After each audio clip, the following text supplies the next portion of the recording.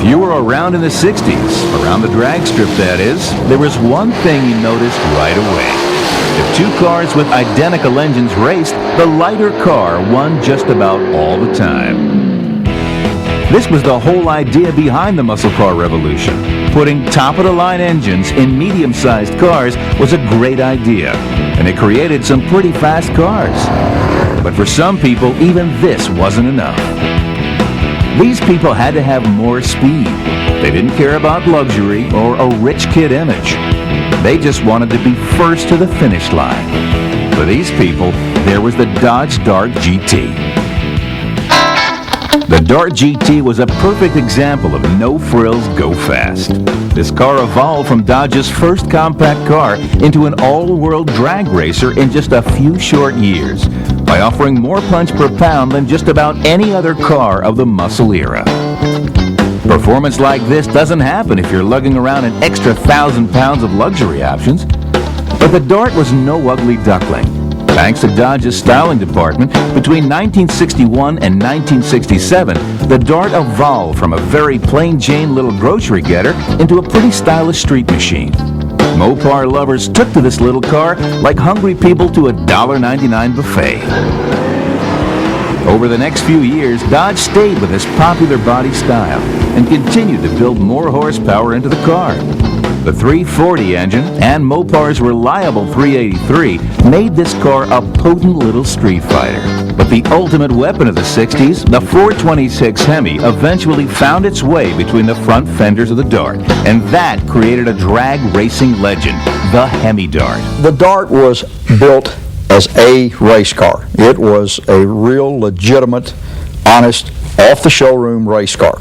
You know, you could take it home, put some slicks on it, and put an oil pan on it, a bigger pan on it, and pretty much go race the car. For years, the benchmark for Detroit performance had been 10 pounds of vehicle weight per horsepower. The average 383 Dart GTS beat this by a wide margin. The Hemi Dart obliterated it. While most other 60s muscle cars were straining to achieve this magic number, the street Darts rolled off the assembly line in fighting weight. The ones made for the strip were so light you could almost see through them, and this made for some wild times on the drag strip. Mopar racer Herb McCandless developed his own Hemi Dart driving technique. People that said they really watched the tack in those cars, they were lying. Because what it became was rhythm. As the car peaked in low gear, you touch the clutch, pull second. Same situation into third, put it in high gear and look around, hope you were in front. That was the name of the game. You'd have to expect a car like this from Dodge. Dodge was Chrysler's performance division, the home of the Ram Chargers racing team, and horsepower brokers since the early 50s. No other car company had more gung-ho racing fanatics on their payroll. Dodge's motto was, give the public what they want, and our public wants fast cars. The Dart GT, the GTS, the Dart Swinger, and the awesome Hemi Dart are evidence that Dodge wasn't interested in coming in second in any kind of race. We'll take a look at how the Dodge Dart became such a street favorite when the American muscle car returns.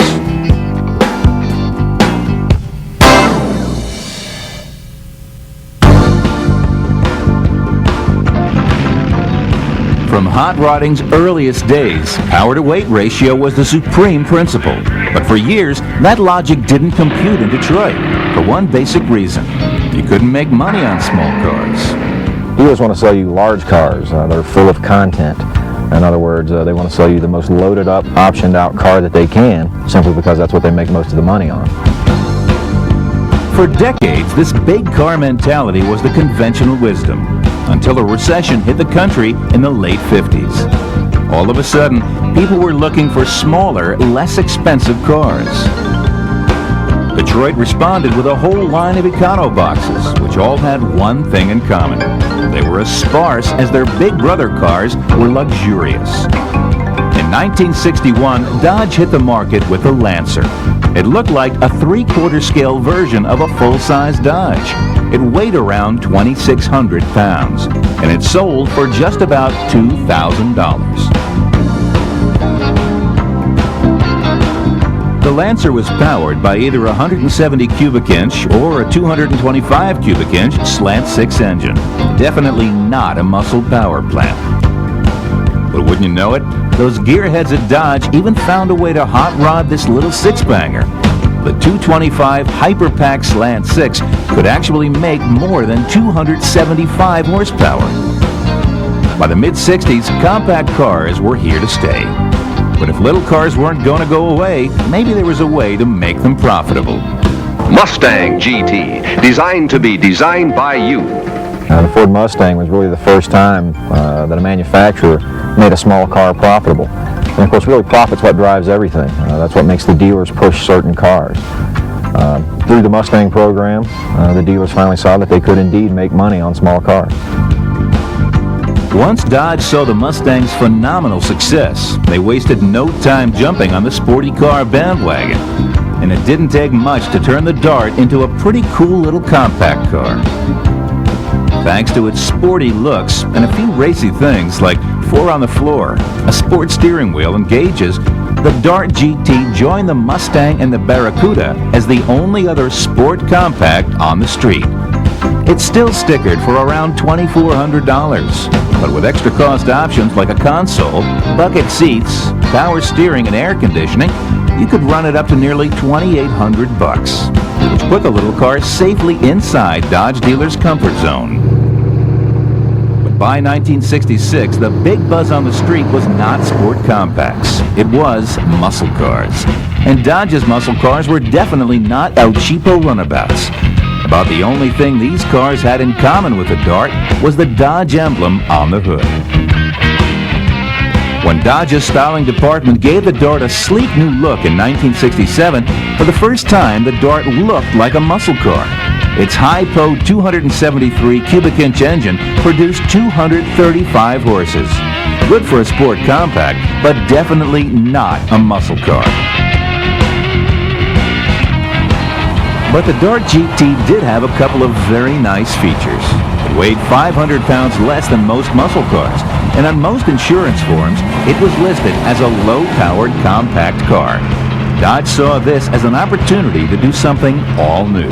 By the late 60s, one of the problems that everyone had with the muscle car movement was insurance companies started charging excessive premiums for all the displacement and horsepower that the muscle cars made. That led to the rise of the junior muscle car. That would be the small block powered muscle car. You got most of the visual flash of the traditional big inch muscle cars. However, the insurance companies classified these vehicles as compacts, and thus they had a very low insurance premium. Help was on the way in the engine department too. In the pipeline was a real muscle Dart with all the go-fast goodies. But Dodge was going to need a little help to get it into the showrooms. We'll tell you that story when the American muscle car returns.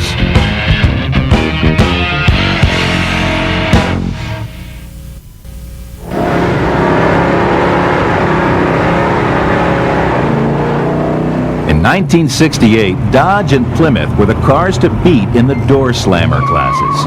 At most drag strips, a weekend meet was an infomercial for Mopar muscle cars. The performance-minded people that sat in the stands, they saw the Chrysler cars win, and win on a regular basis. Those cars enabled a lot of people to get involved in a fast race car that wouldn't have been able to do it otherwise. Muscle car buyers soon found the car dealers in their area that spoke their language and could get them the cars they wanted. Recognizing this good thing, some car dealers began to specialize in selling and servicing performance cars. One of the most famous of all these high-performance dealerships was Grand Spalding Dodge in Chicago, owned by Norm Krause, better known as Mr. Norm. And then when we started the dealership, the whole dealership was keyed up to total performance. We ordered 50 of this at a time, 50 Ram Chargers, 13 to 1s, then the 12.5 to 1s, and then the 11 to 1s. We had them all coming into our place, and the only thing we ordered was performance cars. High on Dodge's agenda was loading up the Dart GT with more horsepower. But at first, nobody thought this was possible. Nobody but a bunch of hot rodders at Mr. Norm's Grand Spalding Dodge, that is. They promised us a Dart with a 383 or a 440 engine, and it never came through. He says, well, we wanted to give you a 383, but our engineers tell us it won't fit. I said, okay. And I went into the shop and I told Dennis, I said, get a Dart in here, get a 383. I want to know why this doesn't fit in the car. The next day he came in, he says, well, we got it in the car. I said, so what was the problem? He said, there was no problem. He says, the exhaust on the left side was a little too close to the steering coupler, so we put a heat deflector in there. So I called Detroit, I said, I got a 383 Dart for you. He said, Bob said, bring it down. I drove it to Detroit, pulled into Hamtramck there. He came down, looked at the car, drove it. He says, this is nice. He called up the engineers and he says, look what the kids from Chicago did. He says, oh, they put a heat deflector in there. He says, so why couldn't you? Thanks to this high-performance R&D for Mr. Norm, in late 1967, Dodge issued the Dart GT with big block power. The 383 Dart was such a people-pleaser that for 1968, they unleashed the Dart GTS with two high-performance engines, the nasty 300-horse 383 or the all-new 340 small block. The small block 340 was one screamin' little engine. Its 275 rated horsepower was achieved with 10.5 compression, a 455 lift hydraulic cam, a single Carter Thermoquad 4-barrel carburetor, and dual exhausts. Getting Mopar's 383 into the Dart was a tight squeeze. It required the use of more restrictive exhaust manifolds, and because of this, it was downrated to 300 horsepower. But this rating helped keep the Dart on the low-risk page at most insurance companies. Dart lovers could now get their jollies by winding the 340 to 6,000 RPM in every gear, or they could jump in a 383 power GTS and light the afterburner on that torque monster. Either way, the Dart had become an e-ticket ride. And if you were lucky enough to be living in the Chicago area, you could still take your Dart back to Mr. Norm's for a little extra tweaking. Now, when we sold a car, they became a member of Mr. Norm's Sport Club, and they got a free dyno tune. The car would put out 190, 200 horsepower on the car. And they said, hey, this is supposed to put out 300. I said, not to worry, not to worry. Then we used to turn it off, and our guys used to curve the distributor, rejet the carburetor, and then we used to dyno the car after that was done, and then we'd put a load on it at 5,000 RPM. There was the gauge burying the needle at 325. You never seen such excited customers in your life. I used to get excited. Oh, it worked. The 383 Dart's bare-knuckles approach didn't attract the six-way power seat crowd, but it lit up everyone who had a need for speed. And it made true Mopar believers out of a lot of folks who came to Mr. Norm's to trade in their Fords and Chevys. When a fella came in with a GTO or a Mustang, or he came in with a Plymouth, we had a Bible that we kept on the parts department. We made him swear allegiance and admit to his mistake. You know, the customers went along with it. We took pictures of them. They made fun. They swore that they would never buy another Chevy or Ford, that they would come and buy, and a lot of them did. 90% of them all came back and bought their cars from us. There's a downside to being a true horsepower addict, though. For these folks, there's never enough. It was this mindset that created the most awesome car of the muscle era, the Hemi Dart. We'll get inside this bonsai mobile when the American Muscle Car returns.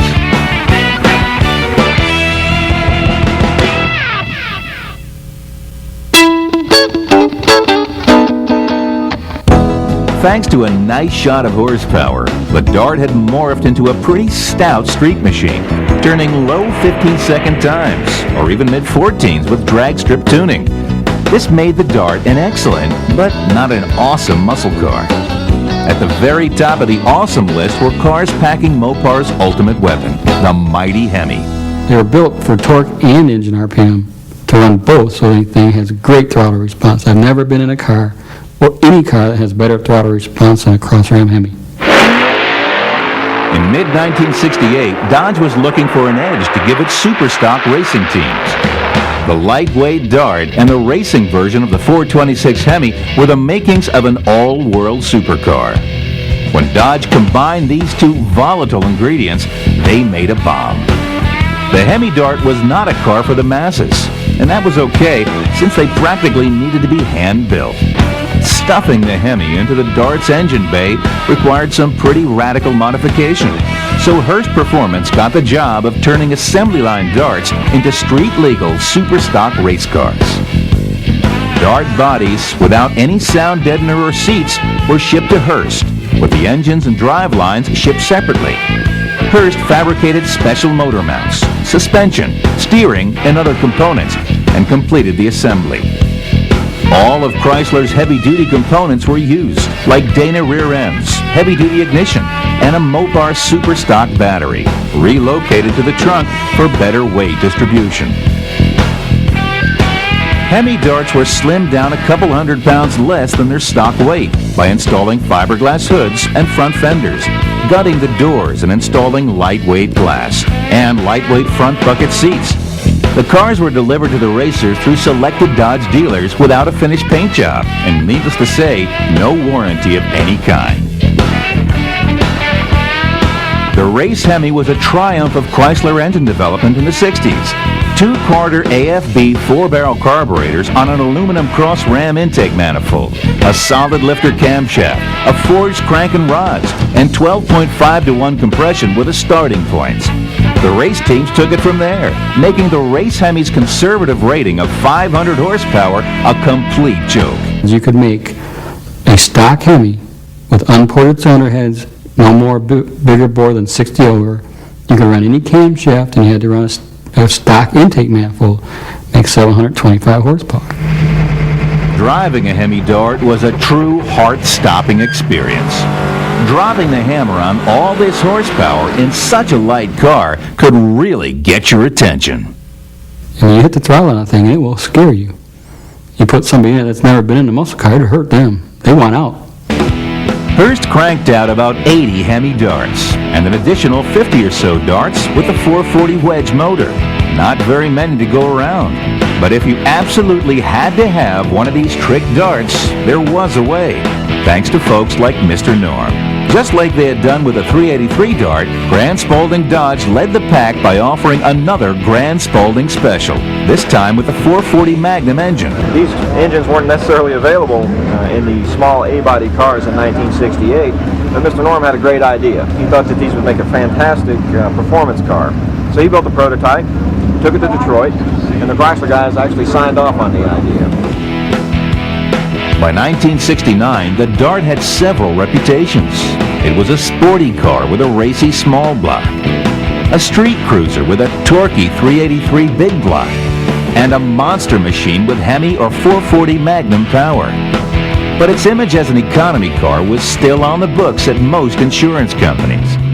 With premium rates on the rise for just about anything with a V8 and a 4-speed, this was a blessing. So when something's working, you go with it, right?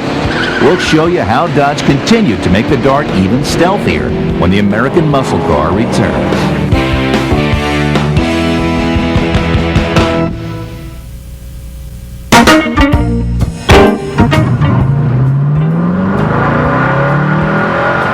By late 1969, this muscle car thing was like a snowball rolling downhill. Everything was getting bigger, faster, more expensive, except the Dodge Dart. Dodge realized the things that had made the Dart a success, good horsepower and sporty looks at a low price, still worked. So why not go around again with another car that offered even more of the same? The 1970 Dart Swinger was, believe it or not, a low-buck Dart, but without any low-buck look or feel. Dodge gave it a base price of just $25.79 and packed it with all the go-fast goodies, like the Hypo 340 and a Hurst-shifted 3-speed manual trans as standard equipment. The same basic Dart body shell was upgraded with new styling, and new Ram-style hood scoops fed cold air to the 340. Dodge's Scat Pack Bumblebee stripes wrapped around the tail, just to let everyone know that this car had some sting. The Swinger's new low price didn't scale back its interior one bit. And with Dodge's range of colors, everything from plum crazy to Hemi orange, the Dart Swinger was way too cool to be called an economy car. The 1970 Swinger was the most popular Dart yet, with almost 120,000 cars built. By now, though, this body style had been around for 4 years, and it was due for an upgrade. But where do you go from such a popular shape? Well, if you're Dodge, you look next door at Plymouth. The Plymouth Duster had debuted to massive success, not only as a successor to the Valiant, but with a 340 engine, the world's next great small block muscle car.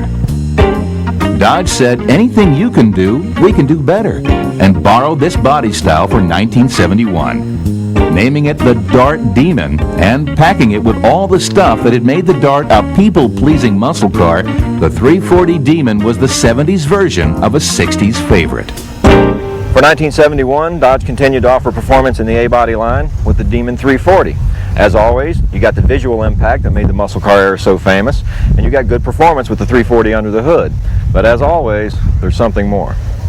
If the standard 1971 Demon 340 wasn't hot enough for you, all you had to do was take a trip to Mr. Norm's Grand Spalding Dodge in Chicago, Illinois. He offered a special version called the GSS. What that included was a hotter camshaft, some valve train changes, and of course the crowning glory, 3 two-barrel Holley carburetors on an aluminum intake manifold. NHRA's new Pro Stock competition was a showcase for Demons and Dusters. Mopar's drag racing teams wasted no time in squeezing more performance out of the new A-body cars than the Dart had ever cranked out. Basically, a Duster was just a faster 68 Dart. That's when they really started becoming good cars. That's when they were really fun to drive.